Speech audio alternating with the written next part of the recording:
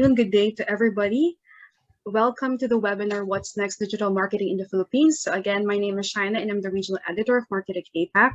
So for the past 2 years in the pandemic, we saw marketing teams and brands overhauling everything that they knew about the consumer, the effectiveness of old marketing strategies. So now that we have been assimilated to the new normal, these marketing action plans that we considered novel have now been engraved to our strategies, which means that it is now time to uncover the next big thing in marketing, moreover, digital marketing. So just recently, the Philippines has been hailed as the largest internet economy in Southeast Asia, and brands and marketers with this cannot afford to look past the booming opportunities in this market's digital ecosystem. So in partnership with AdTech and Zymic, we closely look at the adoption and implementation of personalization and what future trends from this can we expect to emerge. So before we start, just a few house rules for today. So all of the participants are muted, but we please encourage you to share with us any questions or send us any questions that you have for our presenters and our panelists on the Q&A chat below. So at any point that you think of a question, please share it on the Q&A chat, and we're going to attend to it during the Q&A portion. Okay, so without further ado, let me introduce you to our first presenter for today. He is Travis Teo, the Executive Director at Zymic, and he will be presenting on digital advertising with dynamic creative technology. Hi, Travis. The floor is yours. Hi, everyone. Hi, let me share my screen. Thanks, Shaina.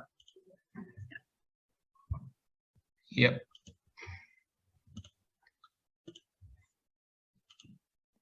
Hello, everyone. In Philippines, I'm Travis. I'm co-founder of Zymic.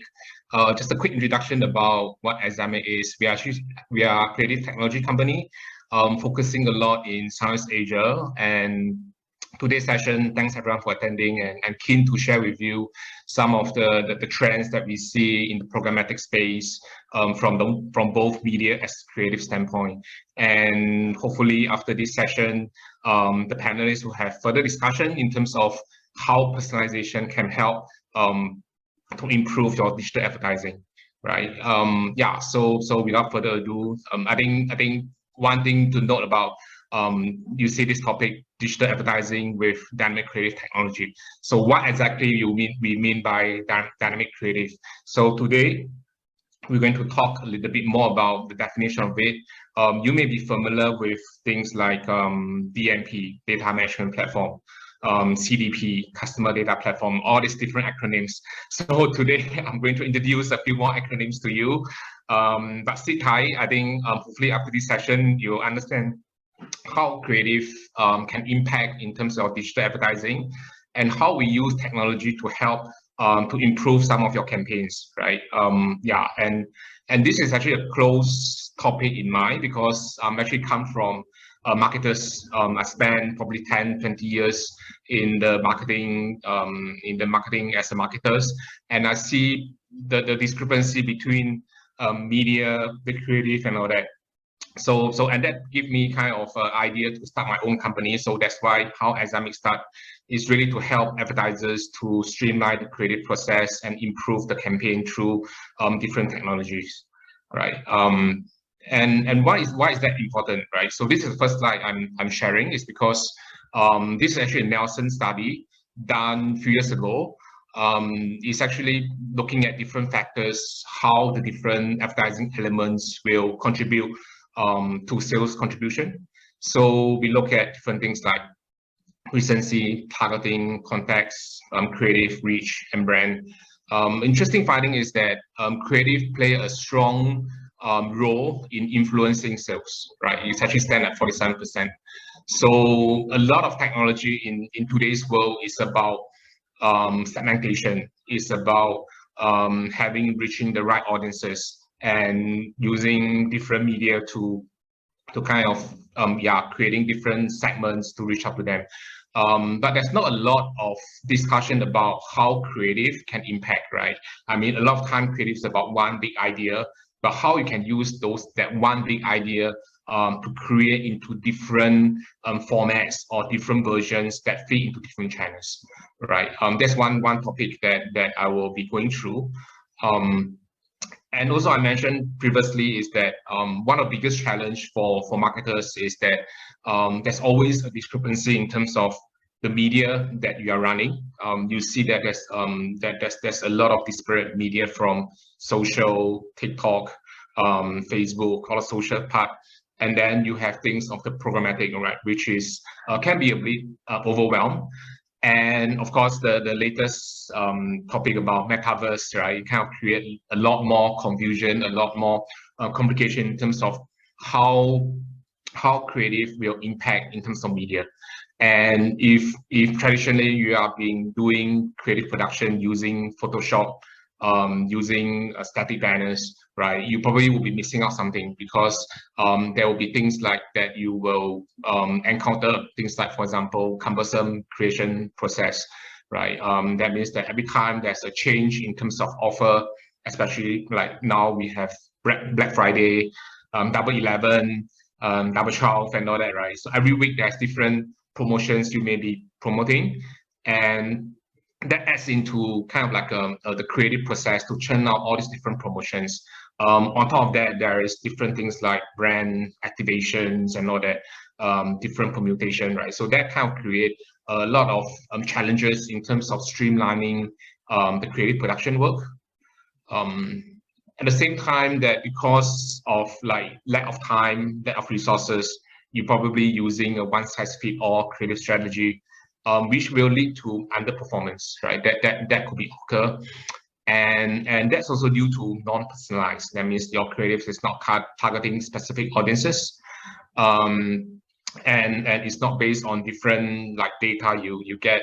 So how do you activate your first-party data to have it personalized? That is also something that you should be thinking about.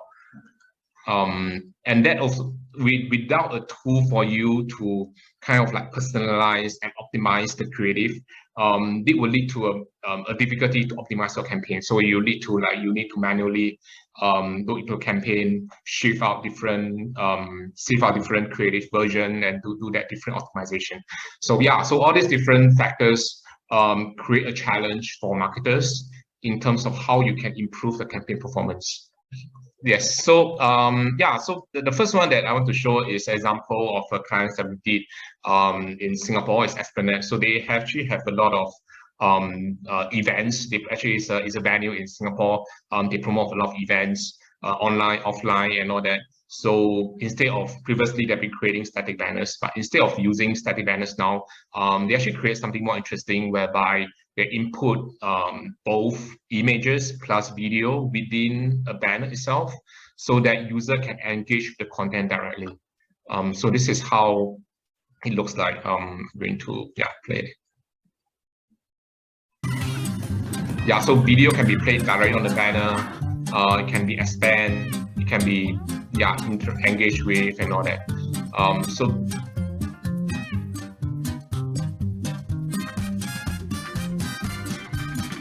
So this example of how users can engage with the brand content directly on the banner without then actually leaving the site they consume, right? So this actually helps in terms of the user experience. So now we are treating a banner as a content itself rather than a traffic driver, right? So this is something that you can take note of. Another example is for a car brand is really just to put in some of the features directly on the banner so they can engage the different features. So this is another example that users doesn't need to actually leave the website they consume, and they can straight away understand what's your brand message you want to convey. It can happen in the mobile. You can actually build we call it like a nano site into a banner. So like a mini site or nano site, right? So users can engage, can show different product features, or even driving leads. This is one example that you can drive leads directly on the banner. We see that happening a lot on social, and we start to see that we can actually do this on standard display banner as well. And of course, I mean, a lot of time, driving purchase is the key. Having an interesting kind of product features on the banner is also definitely will help to get attention. So this example we call it a 3D parallax kind of format that you can actually drive traffic to your e-commerce site.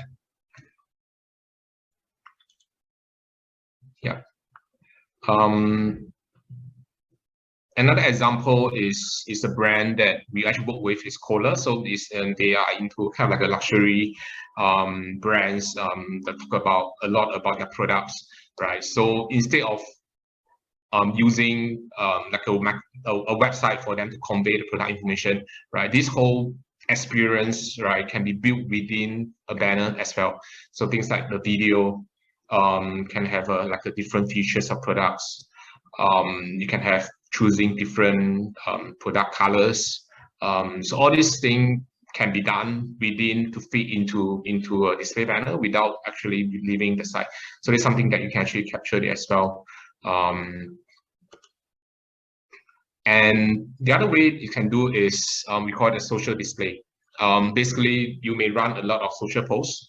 So, example, you may run like some organic social posts, right? So brands, you can actually take this social posts and turn that into a digital banners. So that means that you save on production costs. You can align your messaging across social and display channels. And there's study that it's actually helped to drive better engagement, and you can actually embed video as well. So they just have an example of how these are actually display banners, but they make it look and feel like a social ad, right? So this is example.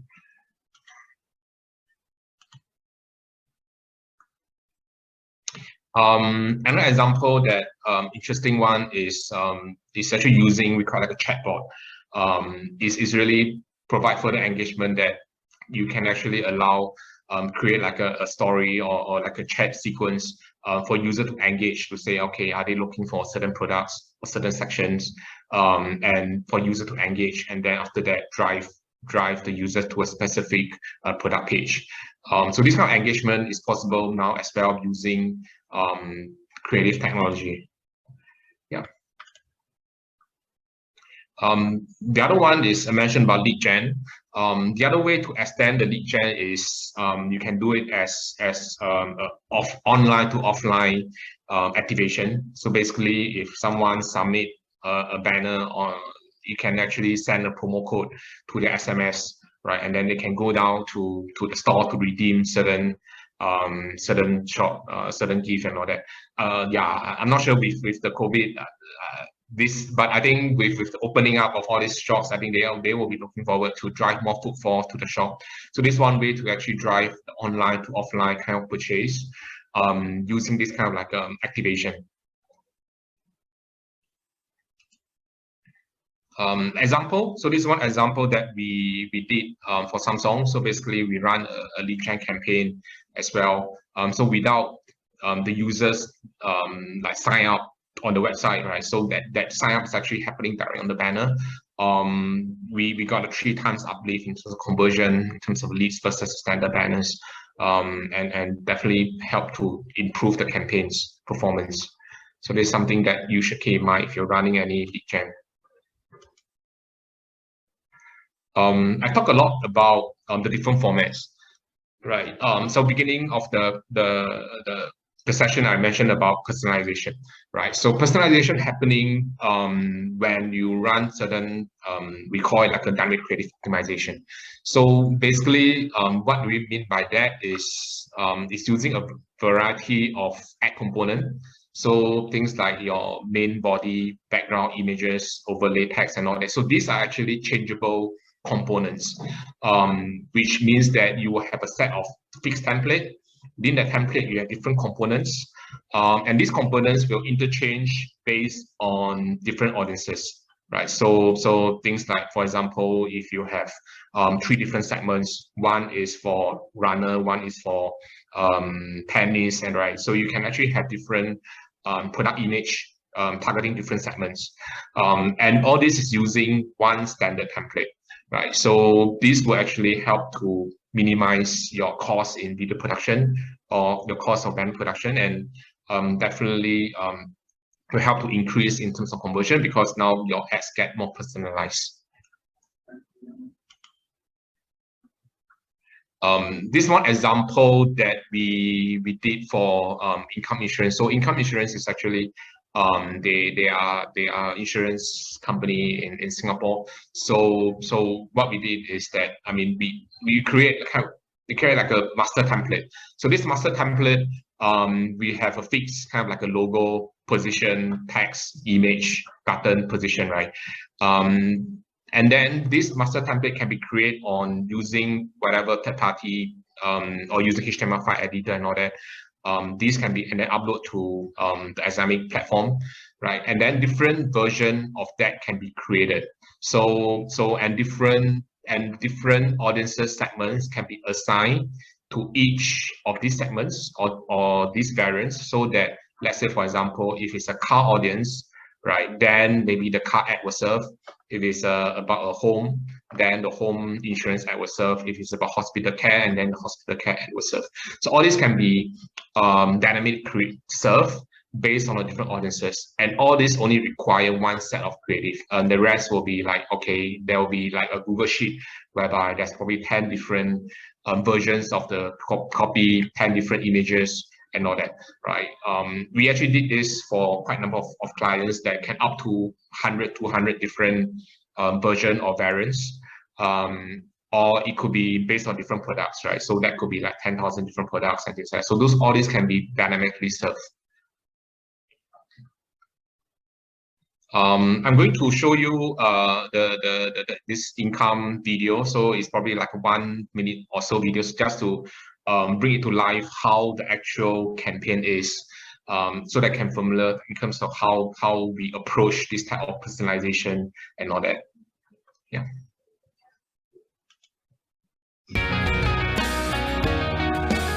NTUC Income is Singapore's leading insurer with more than 2 million policyholders, serving the insurance needs of all segments of society. To effectively manage such a massive base of customers, Income took on a data-driven approach to handle market processes.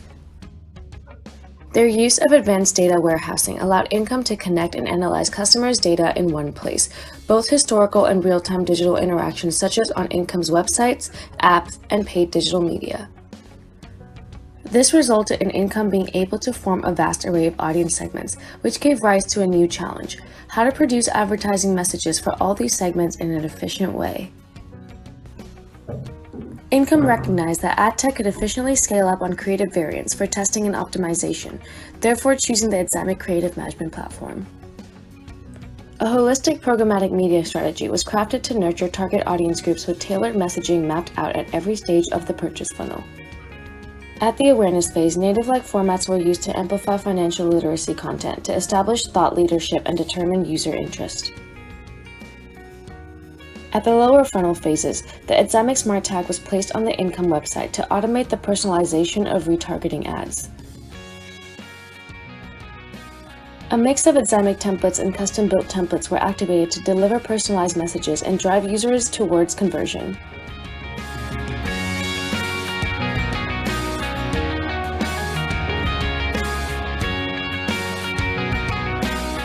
All rich media and dynamic ads were produced at speed and scale, then served onto DSPs and social platforms. Ads were delivered on better performing websites, reaching Income's target segments. Examic's machine learning algorithm determined the best image and copy combinations, thus enabling real-time optimization of campaign performance. As a result, always-on programmatic campaigns consistently brought in strong performance. Creative production was reduced from 2 weeks to 2 days. Over 220 banner sizes generated across 7 campaigns. 10% higher click-through rates compared to standard banners. 20% higher conversion rate and reduced overall cost per acquisition. 19% increase in direct sales from the online channel. The use of creative ad tech has helped to elevate Income's programmatic media performance. Their advanced capabilities in connecting customer data has resulted in Income delivering delightful customer experiences and staying ahead of the industry curve.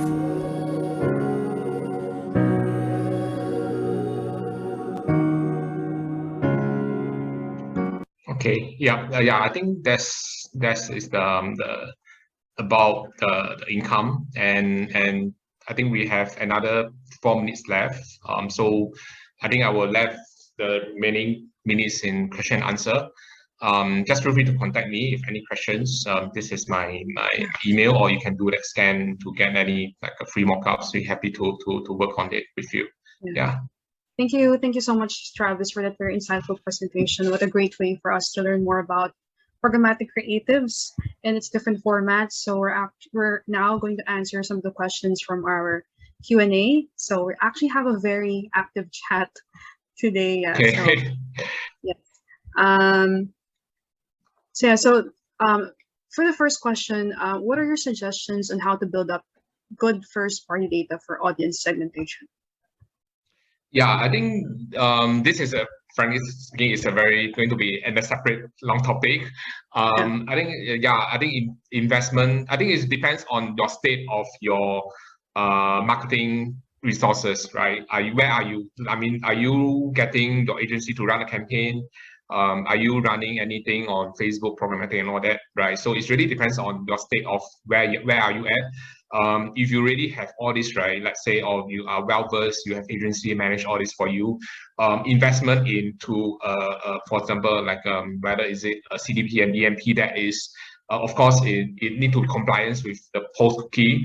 So this is going to be important, and it's also based on industry, whether you are collecting your e-commerce that collecting end users data directly. That means you already have your bunch of data available, or you are just maybe a brand that you don't have the data, but you just based on brand to run. So it's very difficult to answer like the best way, because it really depends on the industry, depends on your maturity in terms of your digital, as well as I think how your resources being managed. Yeah. Thank you, Travis. There's actually another question regarding specifically on the DCO solution of AdZymics. So how does AdZymics DCO solution compare against those that are offered by tech juggernauts Google and Facebook? Thanks for the question. Actually, I don't intend to really, I mean, comparing with different vendors.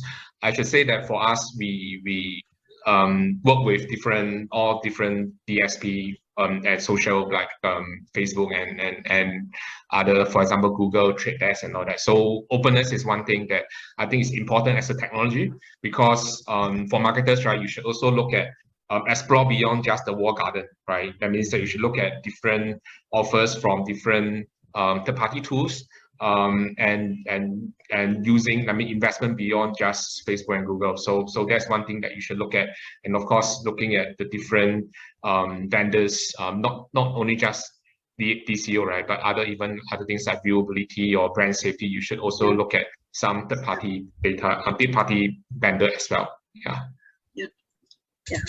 Thank you, Travis. I think we have a little bit more time for the last question. Okay, so hi, Teddy. So what do you think is the key importance of? So this is quite more on the general side. What is the key importance of utilizing programmatic creative for brands? Sorry, can I repeat the question again? What do you think is the key importance of utilizing programmatic creative for brands, which I think you've touched on a little bit earlier. Yeah. So there's a few things. I think one is important is, I mean, at the end of the day, it's about, does it meet your KPI, right? And so KPI, are you looking at awareness, engagement, conversion? So at the different stage, right? I mean, the programmatic creative will help in certain way, right? So for example, on the awareness stage, you may want to run some engaging rich media format, right? At the purchase stage, you may want to run some product ads or shopping ads that is more engaging, that will influence, and then you add it into those personalization and all that, right? So for example, there's different scenarios that work on in terms of DCO. So I think it really depends on the objective, and the whether it's your agency or even if you talk to us, then we can kind of propose what kind of strategy should fit your brand's objective. Okay, thank you so much, Travis. And I'm sure our audience have learned a lot from you. We just had a little bit of technicality a while ago, but yeah. Okay. That's all good. Thank you. So a lot have actually asking for a copy of the presentation. So our colleague Joven has actually answered that we're gonna reach out to you a few days after the presentation. And as Travis has also mentioned a while ago, that he's gonna share his email if there are any questions that you want to forward to him. So thank you so much, Travis. And we're actually very excited to move on to our panel discussion for today. So I am very excited to introduce you to our moderator. She is currently the Senior Director of Communications and Marketing at Teleperformance Philippines, Marilyn Romero Ventimiglia. So hi, Marilyn. Shayna, good afternoon to you. How are you doing? Yes, I'm good. I'm good. Passing it over to you, Marilyn. All right. Thank you, Shayna. And good day, everyone. Thank you so much for joining us today as we uncover the future-proof personalization strategies in digital marketing in the Philippines. Earlier in Chavez's presentation, we've learned a lot of great insights, and we may also want to continuously talking about them as we move on into our panel discussion. It's going to be another insightful conversation as I share the floor with the country's marketing leaders, and it's my pleasure to introduce each one of them to you. So first off, we have Mr. Andy Factora, Head of Marketing Communications for E-commerce and Retail of Canon Philippines. Hi, Andy. Next, we have Mr. Mark De Hoya, Chief Operating Officer of Max's Restaurant. Hello, Mark. And last but not least, Ms. Eleni Kakam, Head of Marketing of Philippines Air Asia. Welcome, Andy, Mark, and Eleni. So happy to join you, to have you join our panel discussion today. Okay, so let's jump right in. First of all, I just like to, just share something that we have. I think most of you would agree that we have observed in the last 24 or 2 years, And I must say that it has been a great 2 years. I mean, an amazing, an awesome 2 years it has been for many of us, especially working on consumer and brand strategies. And for us, seeing this great recalibration within the changes in the consumer and market behavior. This has been also a timely discussion today as the Philippines has just been declared as the country with the highest internet economy in Southeast Asia. And I think Shai also mentioned this earlier.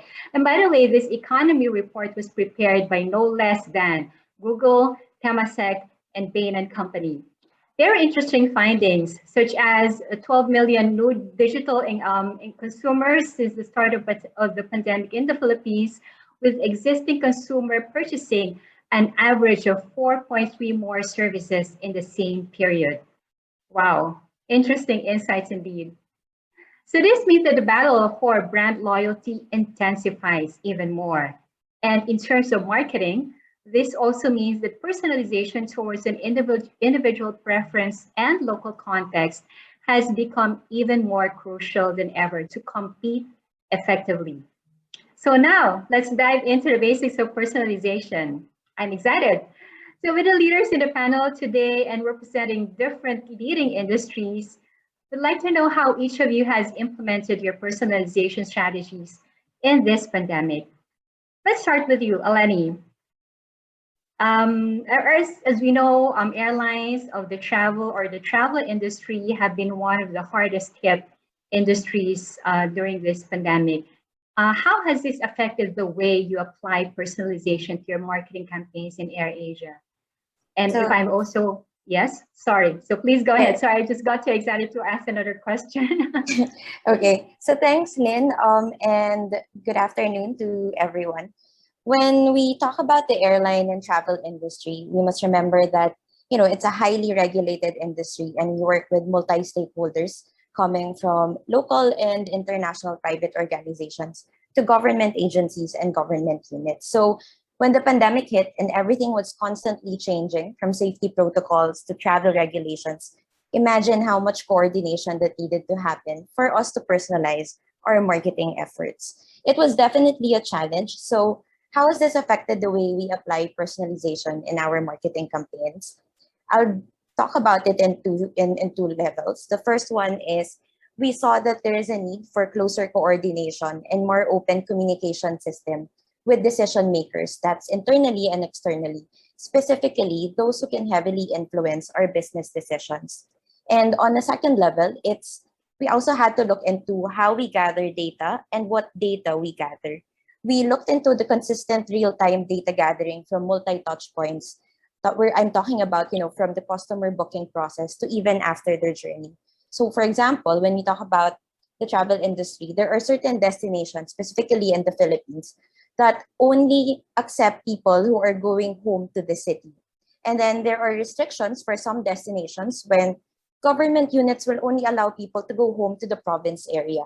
So the implication of this in our businesses, we needed to add extra steps to confirm the addresses and the reasons for travel of our customers, depending on what the local government unit needs from us. So we do this via announcements on our website while they're booking, or even do follow-up email confirmations based on the destinations that they're going to. And this can change based on destination. So imagine how much personalization and customization needed to happen, even on a CRM level for us. What we did is to also monitor data every day for every flight and use the trend to guide business decisions and do multiple scenario planning to make sense of the volatile market landscape. So you see, the data gathering is also our feedback loop. Now, I think you also mentioned you have a second question, right? Yes, Andy, and thanks again for sharing with us. I took note of those when you mentioned that closer coordination with your stakeholders and gathering a data gathering is really crucial during the strategies in coming up with the strategies as you continuously sustain your relationship with your customers. So in line with that, I also like to pose a second question. What do you find were the emerging demands of Philippine travel consumers at this period, whether during the time at the height of the lockdowns and now as we are trying to see the more relaxed environment, travel environment? But how did you pivot your personalization strategies? So good questions. I was actually leading to that. With all these data and information, what emerging demands of Filipino travel consumers did we see? So we saw two things that really resonated with us. The first one is they wanted us to help address safety and uncertainty of the COVID-19 situation. So before, you would think as an airline, people would only go to us to buy the tickets, right? The flight tickets. But during COVID-19, one personalization that happened was changing our communication strategy to a fast, real-time, and a one-stop shop for any travel-related information. So in fact, we extended this to not just sharing information on the latest travel restrictions and requirements, but also offered other products like hotels, activities, and even tour discounts to our customers to help them save on costs, considering that we do have PCR tests as a requirement in the early days of the recovery period. So also using data, we tailor fit the email campaigns we set out to them, from reminding them of the travel requirements to offering them useful products for their current trip. And then another demand that we saw is the need for flexibility. So to build their confidence to fly again, we had to rethink what are the possible scenarios people will go through in their customer journey that will need some form of flexibility. So by segmenting the type of travelers we cater to, we also came up with different products to address their pain points. An example will be, for example, we saw they need flexibility in booking. So we offered the unlimited flight pass, which was a first in the country. There was also flexibility in rebooking and even in changing their flights. We also had to customize our website to give them the information they need, depending on what destination they are searching for. Again, as I mentioned, of course, the follow-up emails and confirmation emails are sent out to make sure customers are aware of any changes in their travel. So if before we were only sending out emails every other week, for example, now, aside from those, we also do personalized emails specific for the for their upcoming trip and what do they need in order for them to enjoy the whole experience, right? So these are just some of the concrete examples we implemented to address the demands and to personalize our communication based on the type of customer or traveler. So I hope I answered your question. Sure did, Andy, and very interesting. And I agree with you. More than just brands looking to retain customers, travel brands such as AirAsia play a bigger role in ensuring the confidence of travelers, especially in some of the points that you've mentioned, which is, I think, very vital in ensuring that we keep the customer touch point with our stakeholders, such as helping and prioritizing the safety protocols, personalization, the email communications, and also flexibility in booking and serving the expectations and demands of the customers or the travelers. So thank you again, Eleni. Well, how about you, Andy? With the pandemic shifting everything to virtual, opportunities for photography have been a new form with content creators finding themselves in a remote setup. Based on your observations at Canon Philippines, how did you apply your personalization strategies with the emergence of this new need among target customers? And this, again, as I personally observed, this is such an interesting phenomenon or activity or experience and interest among consumers, especially in the creative and visual field. Correct. Thank you very much, Lynn. And I think I'd like to take the opportunity to say thank you to all the people who are here, trying to learn a lot of things and, of course, how to adjust to the new environment that we're all in. From our end, actually, the reality is that the creative and imaging industry is badly hit by the pandemic. The situation, I believe, is same to a lot of industries. Only pharma and maybe a little bit of healthcare is something that is not highly affected with what's happening. But for us specifically, you can just imagine no travel from overseas to even local travel. Number two, there's no weddings, no big events, no studio shoots. So why would you buy a camera? Why would you upgrade the lens? Why would you try to invest in a new gear or something? With what happened in March of 2020 last year, we have very limited movement in any form, and we are on strict local and global nationwide lockdown. Honestly speaking, we are all excited for 2022. We felt that it was a big year for us because a lot of people getting married, a lot of people celebrating their big events, their milestones in 2022. It used to be tagged as a lucky year. If we all know that, right?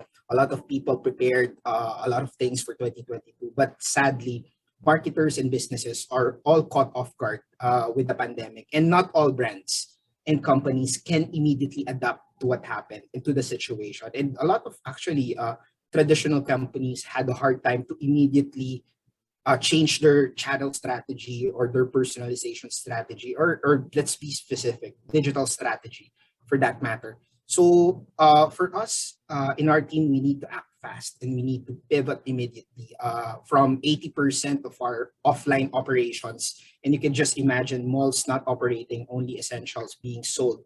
It's a total disaster. And we have to make sure that all our offline activities will be converted and migrated to 100% online or digital campaigns in order to still be relevant, number one, and still connect to our constantly evolving customers.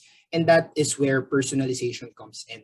Our team basically created the framework, which I personally called the triple E approach. No, so which is basically being used from when the start of the pandemic and even up to now. So the triple E concept is basically educate and entertain. The other E would be empowerment, and then the third E is enable them to earn again. So with that framework in mind, we had to come up with personalization campaigns. Therefore, I want to cite a specific example which we did, which is Canon Digital Masterclass. So Canon Digital Masterclass is basically, again, an example of creating an offline event and merging it to online. So when the pandemic was somehow trying to spread around, we are all bored and we are all trying to find new things to keep our creativity at its highest peak. So what we try to do there is that we've gathered our professional photographers. It's basically depending on which genre. So the Canon Digital Masterclass, as we speak, is more than 100 episodes online. So these are free online courses that you can look into, conducted by Canon professional photographers, that you can learn all about wedding photography. You can learn about landscape photography. So it became very personal to each genre, and it became very personal from a photographer standpoint, content creator standpoint, video or filmmaker standpoint to an audience. So it's somehow making the reach more relevant with the use of digital, of course, and of course making sure that we just don't go beyond. We always go beyond to what is expected.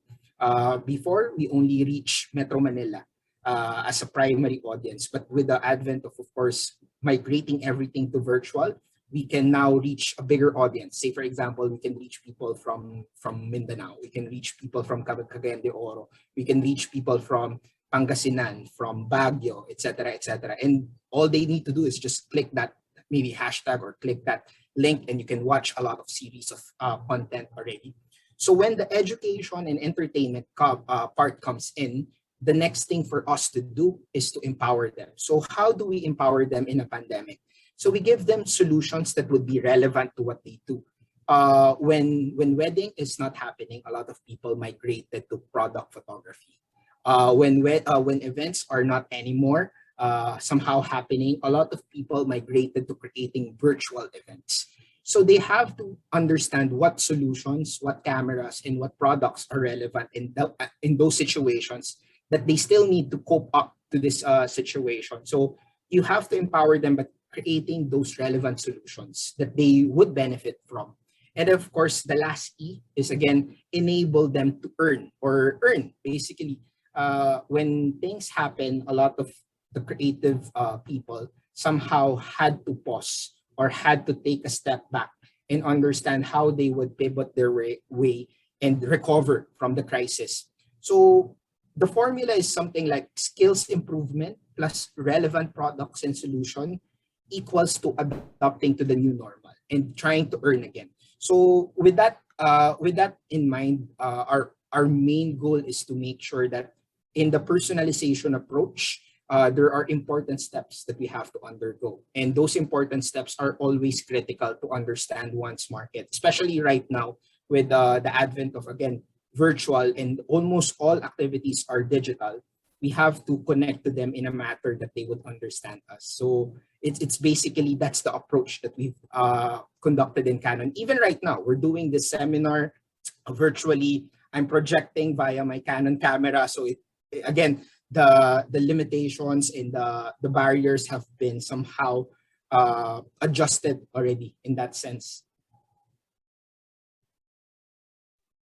No wonder we are seeing you crisp and clear because you're using your Canon camera. So again, thank you, Andy. And I agree with you. The pandemic has truly transformed the creative process for content creation. And along with this, the consumer is finding new value for the use of imaging products. And I'd like to touch on the 3Es program that you are sharing with us today. I think this is a manifestation of how the creative industry and the visual industry have really transformed to continuously serve and deliver value for their customers. And again, going back to your 3E program, so that's educate and entertain, empower, and enable our customers or your customers to earn. Beautiful inspirations. Thank you. Thank you, Andy. Now, moving over to Mark, in the case of Max's restaurant, the footfall for dine-in has greatly diminished with the imposition of lockdowns, increasing the demand for deliveries. How did Max's restaurant implement its personalization strategies amid these changes? Yeah, thank you, Lynn. No, I will say that the past 18 months have been perhaps the most exhilarating time in our industry. You're right in saying that this truly has been very challenging for us, especially for a lot of brands who are very much reliant on the analog experience to drive consumption. Yeah, I want to tackle your answer from the point of view of Maxis Group. No, for those of you who are not aware, Maxis Group operates some of the largest and most beloved brands in the casual dining industry today. Apart from Maxis, there's also Yellow Cab Pizza, Pancake House, Krispy Kreme, so on and so forth. Yeah, and one thing that we truly realize, no, and this is something that brings us great pride, no? And in fact, as our president, Mr. Ariel Fermin, will always say, we have really forced ourselves to accelerate 3 years of strategy into 3 quarters of execution. So I wouldn't say that we have been caught flat-footed. I would like to say that there's been a great degree of foresight in being able to accelerate our transformation from being a lot of analog brands to something that is very much reliant on digital fulfillment. Yeah. I myself had to take on an expanded role throughout this pandemic, and that kind of gives me a new perspective on how to answer your question, Lynn. When this whole thing started, I was heading the marketing function for my brand, and as things evolved, now here I am leading the entire business unit for Max's restaurant. And there are a lot of things that we realized. You were asking about personalization, and I was very much interested in what Travis had to say earlier. One thing that I realized is personalization is not something that is limited to advertising and communications in my current scope. No? Especially when we talk about fulfillment, which is the actual content, or in our case, our content is the food that we sell. So one thing that we did, and this is coming from a Maxis Group perspective, to be able to build personalization in our products, we had to make sure that we had sufficient flexibility and agility in how we run our raw materials. Yeah. So we realized, you know what?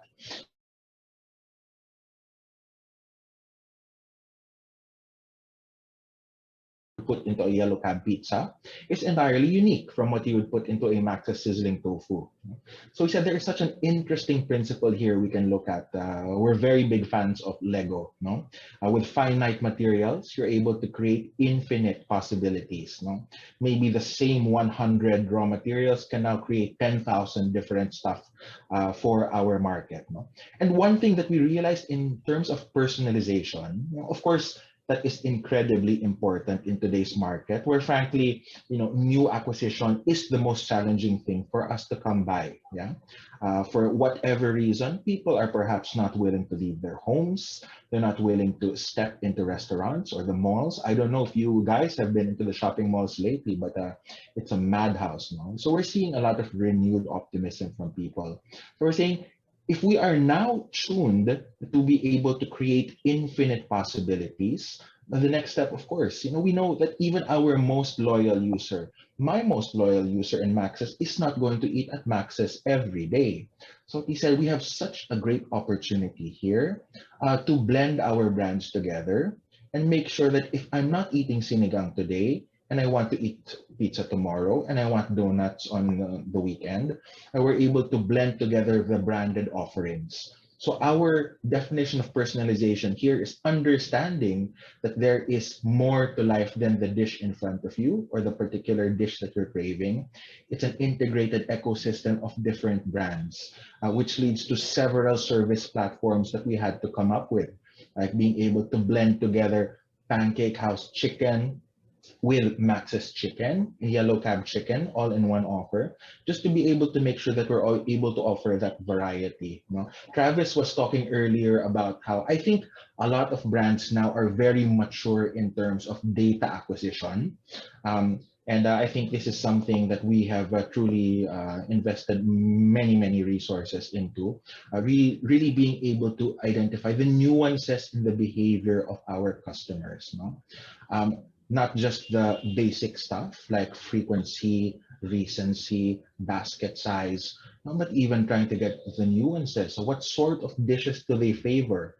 What are the cross-brand usages that they have as consumers stepping back, not just as Max's users?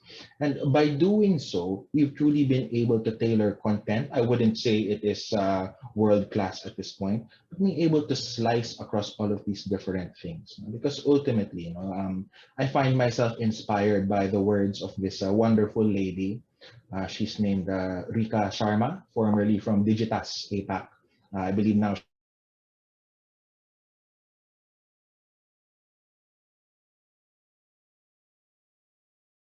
our data and being able to blend it together into multi-brand offers.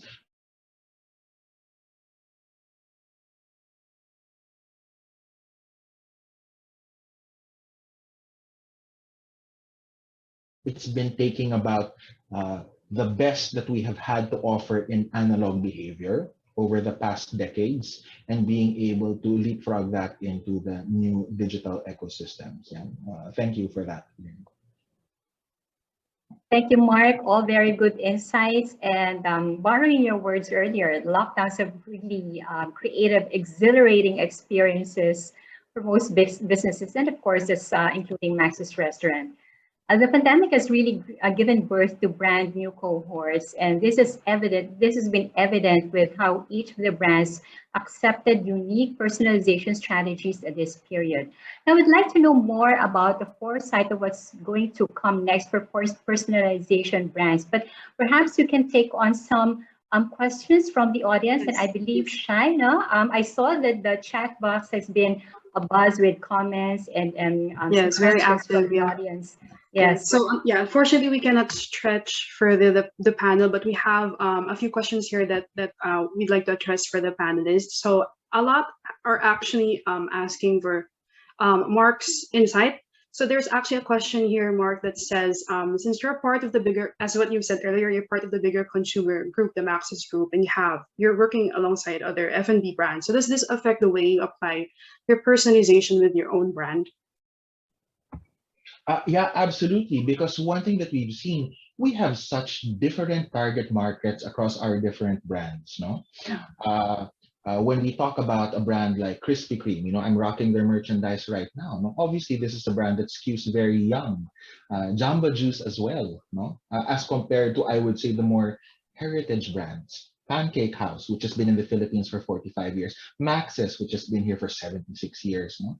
I think what we have really been able to look at, while there may not be as much of an overlap between the brands, what we are able to do is curate a full life cycle. We don't use this as a marketing term, but within our own organization, we can legitimately claim brands that serve you from womb to tomb. And here I'm talking about a proposal at Maxis, a baptism, first birthday, as you age later on in life. Now you want pizza, now you want donuts. And then as you get older, you find yourself a little bit more reserved. So it's really being able to identify those opportunities to stitch brands together in a continuous life cycle. Because frankly, people's tastes are going to change year on year. The stuff I love today is not the stuff that I loved 5 years ago. So that's one of the most interesting things that I find in my job. Personalization comes from having more and more parts to stitch together. And with the array of brands that we have, covering separate cohorts, different territorial strengths. Again, I used the word exhilarating earlier. I will repeat that again. It's been a magical time to be in the food industry, as challenging as it's been in terms of lockdowns and all that. Great. Thank you so much, Mark. So there's just actually one general question that maybe we could address it to Anvi and Eleni, who could answer it briefly. If there's one personalization strategy that you think works best with your service, maybe just one, what would it be and why? So maybe you could start with maybe Eleni. Yeah. Okay. So I think mine, personalization based on data that will help us offer the right product at the right time at the right price. So this is hard, but by listening to customer pain points from different channels and combining it with data trends, like I said earlier, I think brands can stay relevant. So it's really creating that personalized trust and being a one-stop shop for your customers, especially because I'm in the airline industry and our product is basically really good service. So I think that's one personalization strategy that I would stick with coming into 2022, which is a recovery period for our industry. Thank you, Eleni. How about you, Anvi? From our side, I think I have to agree with my co-panelists that data remains to be king.